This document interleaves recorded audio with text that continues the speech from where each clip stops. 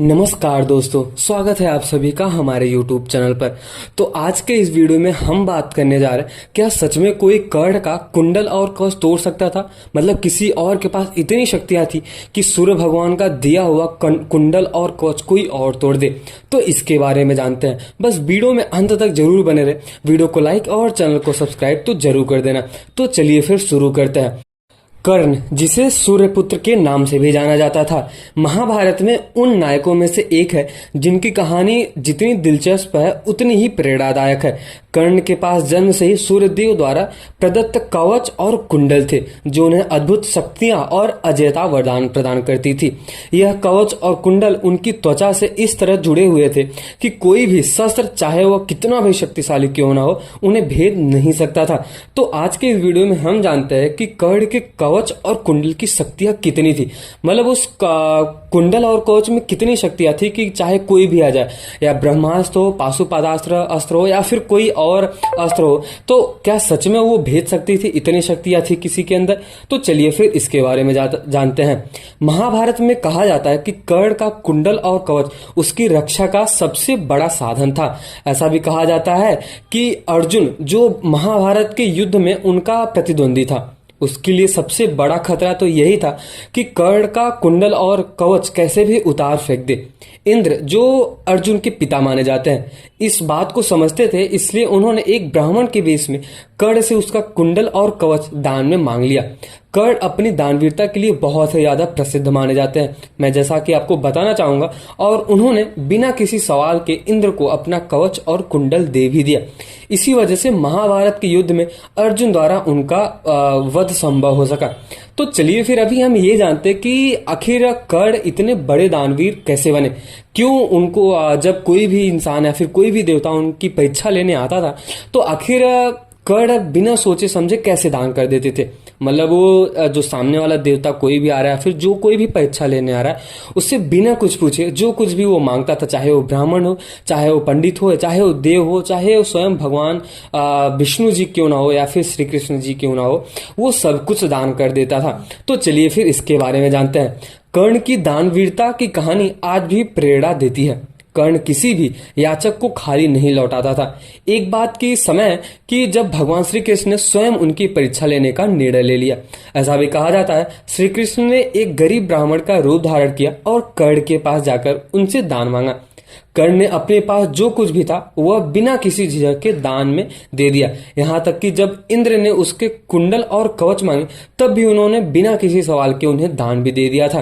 तो यहाँ पे जो कर्ण की दानवीरता है वो दिखाई पड़ती कि चाहे वो भगवान इंद्र हो, मतलब देवताओं के जो राजा है वो इंद्र कहे जाते हैं, चाहे वो इंद्र हो या फिर भगवान श्री कृष्ण ही क्यों ना हो, अगर कर्ण से कोई भी इंसान कुछ भी मांगता है तो बिना सोचे समझे दे ही देंगे। कर्ण की मृत्यु और महानता के बारे में जानते हैं। क्या सच में कर्ण एक महान योद्धा था, या फिर कर्ण को उसको हराया गया, फिर उसको फंसाया गया कि कुंडल और कवच? क्या सच में अगर कुंडल और कवच होता तो कर्ण आज जीवित होता, कलयुग में भी आते? ऐसा कहा जा सकता है। ऐसे अलग अलग प्रश्न उठते हैं जो कि मैं आज आपको क्लियर कर देने वाला हूँ। मैं आपको बताना चाहूंगा कि कर्ण की महानता और उनकी वीरता और युद्ध कौशल में ही नहीं बल्कि उनकी दानशीलता में भी थी। उन्हें दानवीर इसलिए कहा जाता था क्योंकि जब किसी भी याचक उनसे कुछ भी मांगता था तो वो खाली हाथ नहीं जाने देते थे, चाहे वह स्वयं कितना भी कठोर दौर से क्यों ना गुजर रहे हो। महाभारत के युद्ध से पहले जब स्वयं देवराज इंद्र ब्राह्मण के वेश में कर्ण के पास आते हैं और उनसे जब कवच और कुंडल मांग लेते हैं, तब यहाँ पे जैसा कि मैंने आपको पहले ही बताया, कर्ण कुंडल और कवच बहुत ही प्यार से दे देते हैं, बिना सोचे बिना समझे। मतलब एक क्षण के लिए भी उन्होंने ये नहीं सोचा, ये भी संकोच नहीं किया कि अगर मैं ये कुंडल और कवच दे दूंगा तो मेरी जो शक्तियां हैं वो कमजोर हो सकती हैं। क्योंकि कर्ण को माना जाता था बहुत ही ज्यादा शक्तिशाली, वो भी कुंडल और कवच की वजह से। तो अगर उन्होंने ये भी नहीं सोचा कि अगर मेरे पास ये कुंडल और कवच नहीं होगा तो क्या मैं जीवित रहूंगा, क्या मैं दुर्योधन के साथ युद्ध लड़ पाऊंगा, या फिर क्या मैं पांडवों को हरा पाऊंगा, ये कुछ भी नहीं सोचा। उन्होंने बिना सोचे समझे देवराज इंद्र को अपना कुंडल और कवच बहुत ही अच्छी तरीके से दे दिया। ये कवच और कुंडल उनकी रक्षा का सबसे बड़ा साधन था, फिर भी उन्होंने इसे बिना किसी हिचकिचाए दान में दे दिया। ऐसा भी कहा जाता है कि कर्ण की दानवीरता का यह उदाहरण हमें यह सिखाता है कि सच्ची महानता, ताकत या संपत्ति में नहीं बल्कि त्याग और सेवा में निहित होती है। यही गुण उन्हें महाभारत के अन्य योद्धाओं से अलग खड़ा कर देता है। अगर आप किसी भी इंसान को सामने किसी भी पर्सन से कंपेयर कर रहे हो, जैसे कि कहा जाता है कि कर्ण या फिर अर्जुन कौन सबसे ज्यादा महान था, या फिर कौन सबसे ज्यादा वीर पुरुष, या फिर कौन सबसे ज्यादा शक्तिशाली था, तो यहाँ पे देखा जाए तो दोनों की शक्तियां बहुत ज्यादा असीमित थी। मतलब इनकी जो शक्तियां थी, मतलब कोई नहीं रोक सकता था। यहाँ तक कि अर्जुन के पास इतनी शक्तियां थी कि वो श्री कृष्ण के ना रहने के बावजूद भी जो अर्जुन थे वो बहुत सारे ऐसे युद्ध जीते थे।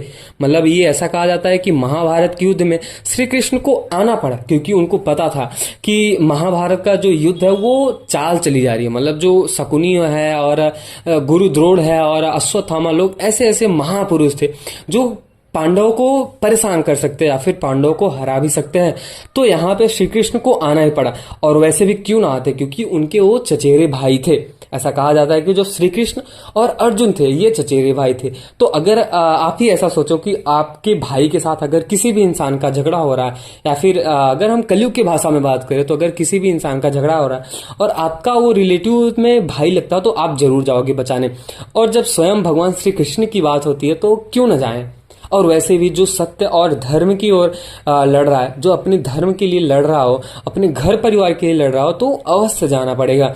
तो यहाँ पे मैं ऐसा बात कर रहा था कि कुछ लोग ऐसा बोलते हैं कि अर्जुन या फिर कर्ण महान था। इनकी जो महानता वो बहुत ही ज्यादा असीमित है, इनकी जो शक्तियां हैं वो भी असीमित है। तो हम कभी भी ये कंपेयर तो नहीं कर सकते कि कर्ण महान था या फिर अर्जुन।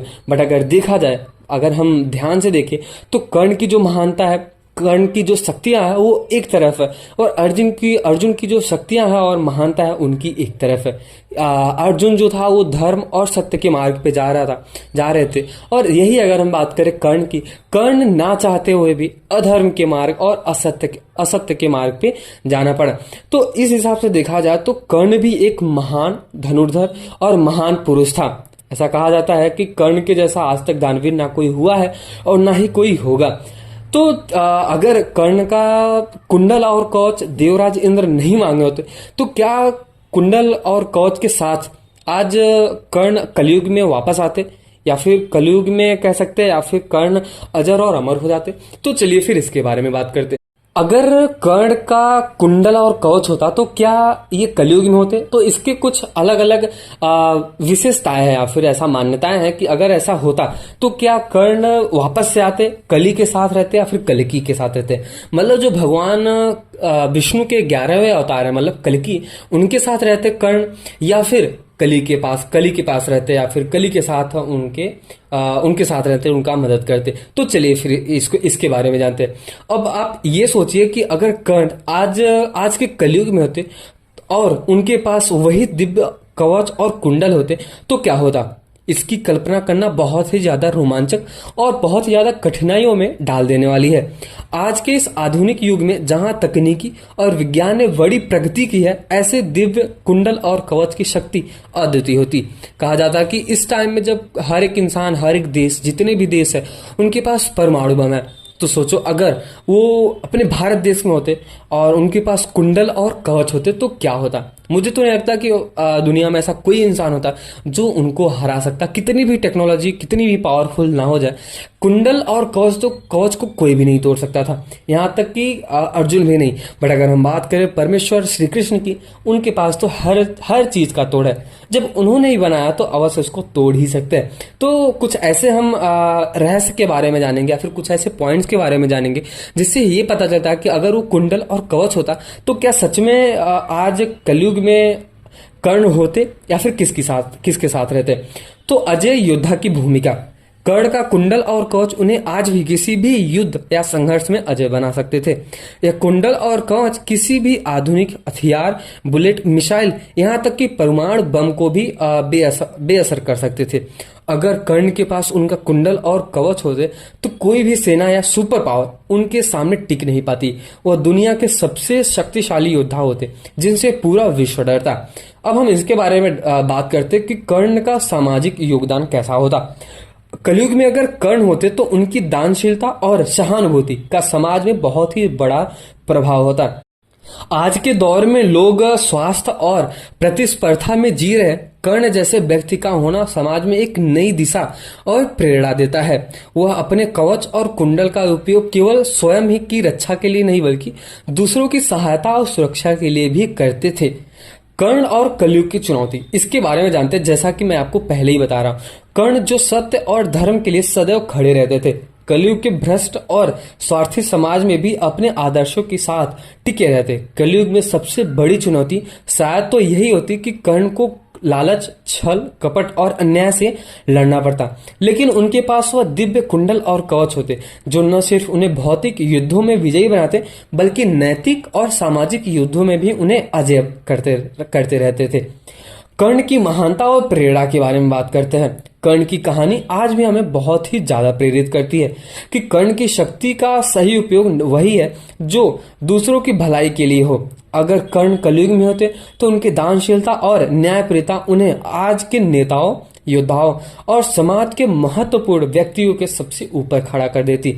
उनकी महानता केवल शारीरिक शक्ति ही नहीं बल्कि उनके अद्वितीय चरित्र में थी। वह हमें यह सिखाता है कि सच्ची वीरता केवल लड़ाई जीतने में नहीं बल्कि दूसरों की भलाई करने के लिए त्याग करने में भी है। तो जो हमारे इस वीडियो का तात्पर्य है, मतलब इस पर कह सकते जो कंक्लूजन है, यही कि अगर कुंडल और कवच होता तो कोई और तोड़ सकता था। यहाँ तक कि अर्जुन, भीष्म पितामह या फिर अश्वत्थामा जैसे महान योद्धा क्या कर्ण का कुंडल और कवच तोड़ सकते थे? तो मेरा तो जवाब यही है कि ना। मतलब कर्ण का जो कुंडल और कवच था वो भगवान सूर्य द्वारा दिया गया था और उसमें इतनी शक्तियां थी कि चाहे उस पर कुछ भी कोई भी इंसान चला दे कभी भी कुछ भी नहीं होगा। लेकिन एक यहाँ पे पॉइंट आता है, मतलब एक यहाँ पे बात आती, अगर उसको चाहते श्री कृष्ण तो उसको एक चुटकियों में तोड़ के रख देते, क्योंकि जो जिन्होंने स्वयं बनाया हो, जिन्होंने इस पृथ्वी को, ब्रह्मांड को बनाया, तो वो कवच और कुंडल नहीं तोड़ सकते। तो हाँ, मतलब जरूर अगर श्री कृष्ण की बात यहाँ पे आती है तो कवच और कुंडल तो आराम से तोड़ देते, बट भगवान श्री कृष्ण को ऐसा करना नहीं था। क्यों? क्योंकि उन्होंने एक वचन दिया था कि मैं कभी भी अस्त्र और शस्त्र नहीं उठाऊंगा। लेकिन अगर वो चाहते तो वो पहले ही सब कुछ कर देते, क्योंकि वो तो ये भी चाहते थे कि अगर कर्ण अगर पांडवों के साथ मिल जाता है तो आराम से दुर्योधन को हरा करके पांडवों को छोटा सा गांव दे देते, जिससे सबका कल्याण हो जाता और कल्याण के साथ ही साथ हर कोई इंसान आज सुखी से रहता। लेकिन ऐसा नहीं हुआ। अगर ऐसा होता तो बहुत ही ज्यादा अच्छा होता। तो मेरे हिसाब से अगर कर्ण का कुंडल और कवच होता तो कोई एक ही इंसान तोड़ सकता था, वो थे अपने भगवान श्री कृष्ण, मतलब परम परमेश्वर भगवान श्री कृष्ण ही उसको तोड़ सकते थे। तो अगर आपको ये वीडियो पसंद आया हो, वीडियो अगर इंटरेस्टिंग लगा हो, तो वीडियो को लाइक और चैनल को सब्सक्राइब तो जरूर कर देना। तब तक हम मिलते हैं किसी और वीडियो में। और आपका भी अगर कोई राय है, विचार है, और अगर आपको कुछ कर्ण के बारे में, श्री कृष्ण के बारे में या फिर अर्जुन के बारे में अगर कुछ भी कहना है तो कमेंट सेक्शन में आपका स्वागत है। तब तक के लिए जय श्री कृष्ण कमेंट सेक्शन में तो जरूर लिख देना। मिलते हैं किसी और नेक्स्ट वीडियो में।